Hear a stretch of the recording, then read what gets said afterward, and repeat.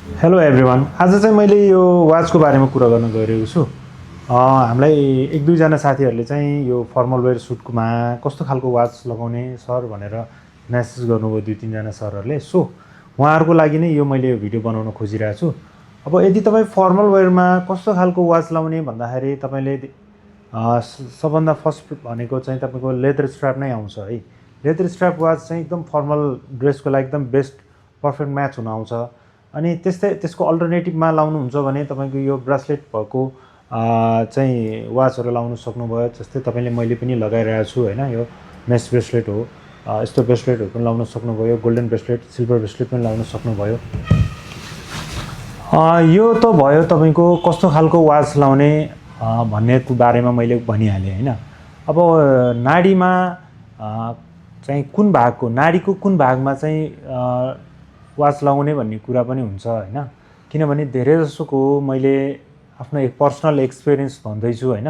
धेरै जसोको चाहिँ नाडीहरूमा हातहरूमा हेर्दाखेरि धेरै लुज वाच लगाएको देख्छु क्या मैले। धेरैजनामा मैले 10 जनामा 6-7 जनाको त मैले त्यस्तै देख्छु। त्यसैको लागि मैले यो के भन्दैछु भने सकभर तपाईँको आफ्नो नाडीमा लुज वाच नलाउनु होला। त्यो एक त देख्दा पनि अलि त्यति सुहाउँदैन, प्लस त्यो कम्फर्ट पनि हुँदैन, अलिकति बज्ने हुन्छ, यताउता हल्लिने हुन्छ। सरले गर्दा अलिकति आफूलाई पनि कम्फर्ट चाहिँ हुँदैन।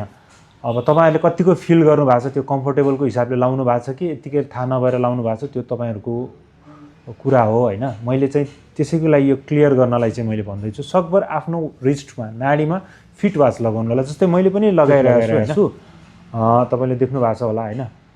यो चाहिँ तपाईँको फिट वाच कुन नाडीको कुन भागमा लगाउने भन्दाखेरि यो हाम्रो नाडीको यो नि यहाँनिरको बोन छ नि, यो हाम्रो हड्डी हो, त्यसैको सँगै यता यो भागमा लगाउँदा, जसरी मैले यो पोर्सनमा लगाइरहेको छु होइन, यो भागमा लगाएछु, यो चाहिँ ठ्याक्क वाच यहाँनिर लगाउनु भयो भने तपाईँको नाडीको लागि सजिलो पनि हुन्छ, कम्फर्ट पनि हुन्छ। किनभने योभन्दा अगाडि आयो भने हामीले यताउता हल्लाउँदाखेरि हामीलाई यहाँ पिन्च हुन्छ, दुख्छ, अलिक कोप्छ।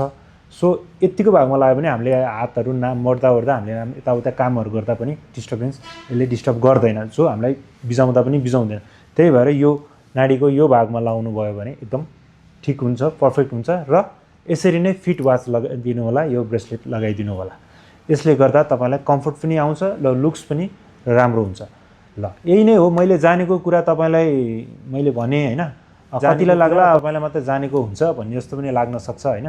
त्यसरी अन्यथा नलिदिनुहोस् होला। अब मैले पनि जानेको कुरा मैले आफ्नो तर्फबाट रिसर्च गरेर, मैले पनि धेरै ठाउँबाट रिसर्च गरेरै मैले तपाईँहरूलाई भनिरहेको छु होइन। अब आफ्नो एक्सपिरियन्स भन्दैछु, मैले नै भनेको कुरा नै हुनुपर्छ, मैले भनेको कुरा तपाईँहरूलाई चाहिँ गर्नुपर्छ भन्नेमा त म पक्षमा छैन। स्योर त्यही हो कि हामीले आफ्नो जानेको कुरा मैले एक्सपिरियन्स मैले तपाईँलाई सेयर गरेँ। कस्तो लाग्यो कमेन्ट गर्नु होला है त।